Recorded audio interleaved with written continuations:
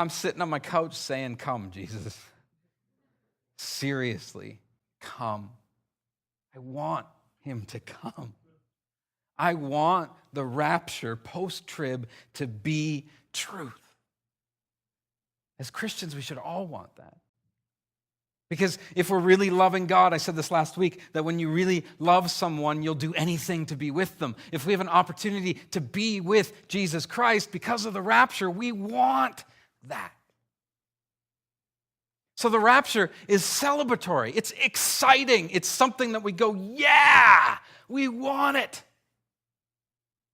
It's not us putting all of our weight into our life here, because your life here is finite, and as far as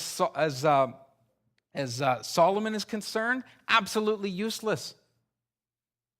That's Ecclesiastes, where he says everything that you put all your efforts into, everything that you hold strong to, your money, your stuff, your relationships here on earth, are useless if they're not driven by eternity. If they're not centered on the cross, they're a waste of time. Which is part of the reason why I do what I do, because I'm watching the world waste their time. Putting everything into stuff. And I've asked people, like, why? Like, why do you waste your time doing this? And me and Matt talked about this today, because a lot of times they just answer and say, well, I got lots of stuff and I'm quite happy, but well, okay, what's the point in life? Well, the point in life is for me to enjoy my stuff. That's ignorant. The simple fact is the point in life is to find life which is found in Jesus Christ, who will one day come back for us. So it's celebratory. It says he will come suddenly, 1 Corinthians 15:52. It says he will come unexpectedly, 1 Thessalonians 5:2. He will be specific, and his coming is imminent. That means it's going to happen. And that's found in 1 Thessalonians 5:19-24. So how does Jesus see this? As I kind of get through the bulk of this, the Bible study type teaching, and we get into the meat of this. Jesus sees this like this. He will descend from his Father's house. That's found in John and 1 Thessalonians. Jesus will receive us to himself. John 14:1-31. Resurrect those who are asleep in him. 1 Thessalonians 4:14-15. Jesus will shout. There will be a shout, a trumpet that sounds, the final trumpet of the church. That's different than the trumpet that happens at the very, very end, okay? You got to differentiate between the two. We're going to get into that a little bit later, so I'm not going to get into that tonight. He will judge each person according to what he has done. Matthew 16:27. So the Bible's saying that, before I get into the rapture side of things, the Bible's saying that when we are raptured, that he will judge. That's called the Bema seat, the judgment of believers. That he basically plays your life before your eyes, and it says he will judge each person according to what he has done. You're not saved by your works, but yet your works are the fruit of your salvation. Meaning, if there is no works, are you showing proof of salvation?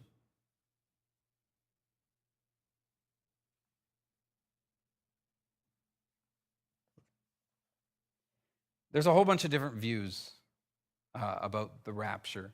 Obviously, I've got some of in there. There's the pre-tribulation view, which is the view that I hold myself, and I'm going to prove that view to you tonight. And it's Christ comes in fulfillment of his own promise in Revelation 3:10. Let's open up to that. Revelation 3:10 is based in the writing of the Church of Philadelphia. And the Church of Philadelphia had gone through persecution as one of those churches that he strengthens, that he says, you know what, guys, keep pushing through. It's one of the churches that he didn't give correction to because they'd been going through persecution. He only gives them encouragement. And it says in chapter 3, verse 10, since you have kept my command to endure patiently, I will also keep you, listen to me, I will also keep you from the hour of trial that is going to come upon the whole world to test those who live on the earth. This is rapture language. I will keep you from the hour of trial that is going to come upon the whole world to test those who live on the earth. I will keep you from that. That's pre-tribulation. The partial rapture view, this one's cool. This one is the one that basically sees that the good Christians, the ones that are really pressing through, that they will be raptured, but the carnal Christians, the lukewarm Christians, that they will go somewhat into the tribulation, and they will be tested within that time in the tribulation, and they will then, if they pass that test at some point in the 7 years, be raptured as well. The problem with that view is this. I don't think a carnal Christian is a Christian. The Bible's very clear that a lukewarm Christian just really isn't a Christian because there's no fruit, there's no evidence of their Christianity whatsoever. I believe they fall in the camp of Christendom, where they've held on to maybe money, where they've held on to maybe religion, but they've held on to something that wasn't Jesus. So in some ways I look at that view and I'm like, yeah, that kind of makes sense. It kind of makes sense that some of us will be, because we're really good. We're really good Christians, right? There's lots of fruit. We're really good Christians. And so Jesus is, of course, going to take us. He's going to reward us with that. And then a little bit in, there's going to be a group that's going to be tested, and he's going to weed and sift through that group, and some are going to make it and some aren't. I just can't buy into that because I just don't believe that if they weren't living it in the first place, were they Christian at all? Paul says that the assurance of your salvation is through the fruit of your salvation. That the way you live, that the things you do, the way you treat people, that is what shows whether you're saved. The professing something with your mouth, if not meant, is not salvation. Now, does this mean that we've got to be perfect Christians and read our Bible every morning and read our Bible every afternoon and do our devotions? No, you can be a carnal, lukewarm Christian and do all of that. What it means is that your heart, where you're judged from, is in love with Jesus. And if your heart is in love with Jesus, you automatically bear fruit. And the Bible says you have assurance that you are saved. So I'm not trying to do like a revelation, freak you right out and get you all thinking that you're not saved kind of thing, but I do want to challenge you of how are you living your life? How is your relationship with Jesus? Do you seek to be with him all the time because you love him? Or do you just do your own thing and give him your leftovers?